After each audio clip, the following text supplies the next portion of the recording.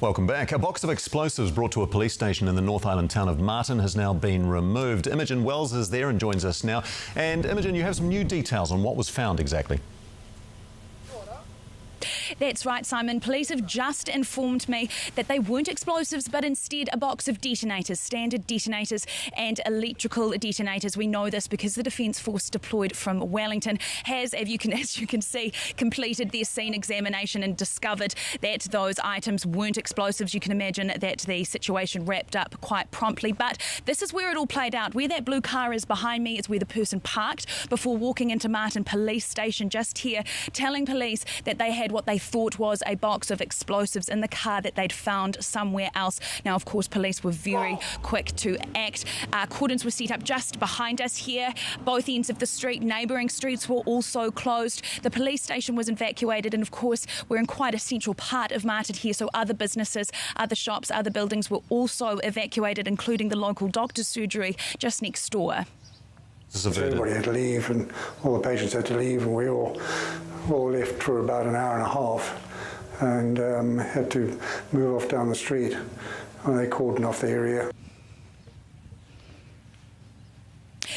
And it wasn't just these places here. Just a block away is the local schools, where about 200 kids were put into lockdown at around 2:30, but luckily they were able to leave at that 3 o'clock bell. So after quite a disruptive, quite a busy afternoon here, as you can tell, it's a lovely evening in Martin, so they're probably in for a much quieter evening than the past couple of hours. Yes, indeed. All right, thanks very much for that, Imogen. And we will have updates on our late news at 10:30 and, of course, on our website, onenews.co.nz. All right, Dan joins us now with Ngā Tohu Huarere, the weather forecast. Still pretty wet out there. Yep, still some rain, some welcome rain to parts of the country across where we certainly need it. But for some people, actually put a damper on your plans to the outside, but not for these kids. Check these guys out today. They're in Little Shoal Bay and Northcote in Auckland. Get the boogie board out. You've got high tide, you've got a good downpour there, and that's what you do. You just get yourselves going, at least for some rain there. And even in other parts of the country as well, with the rain, it was quite decent. It was still a decent day to get outside. Take, for instance, the surface here down at the Mount. Grayer skies, a little bit of sort of a light to moderate sea, but that's how conditions were. Let's go back to the satellite and I'll show you, of course, what has brought it. First off, lots of stuff there. Tropical cyclone category 2, Niran. The red line is the track. Notice the westerlies will keep it staying to our north by the weekend, and that's our current system there. A couple of different troughs to move through. Severe thunderstorm watch across the upper North Island. That is going to ease, of course, just recently, in fact, most of the stuff offshore. Heavy rain watch too for the Eastern Bay of Plenty going through tomorrow. Second trough there, temperatures as warm as 32 degrees. Hastings, warm northwest flow, 17 towards Milford Sound. Now what happens tomorrow? Well, these particular troughs slide themselves through. Notice what happens. Upper energy comes in, that blob of blue, put your eyes to that, and then boom, it just grows. Another spell of some rain, heavy, thundery to eastern areas, easing further west by the end of the day. For much of the South Island, it's kind of the opposite. You have wet weather on the west coast, that goes away, easing to showers. Little southerly flick up the east of the South Island brings some showers. The next system there waits in the wings to come in for, of course, Friday. That tracks up the west coast. Friday's an improving day over the North Island. Of course, eastern areas tend to be drier. Get ourselves into the weekend. It's not clear blue sky. Plan for some showers. That's just Saturday. And by Sunday, that whole thing tracks through. So it could be one of those dodge some showers this weekend. But let's put some detail on it tomorrow around the country.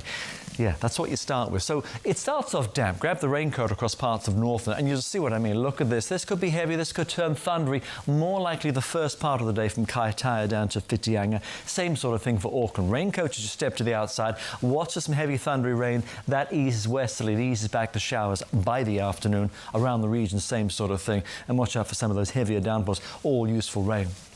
Tracking down to the Bay of Plenty, Central Plateau. Same sort of thing. It's rained at times here. Could be heavy. Could even be thundery. Temperatures, if you're lucky, 20 or 24. Hamilton sees the same sort of thing. Most of the meat and bones, heavy downpours are in the first part of the day. Those ease back to some showers as the westerly kicks in for the end of the day and just dies away. Looking at similar as well for Tauranga, you've got the rain, heavy, perhaps thundery at times here. This all tends to ease by the time you get to the end of the day into the evening hours, but it'll certainly be a soggy old one for you. Useful rain.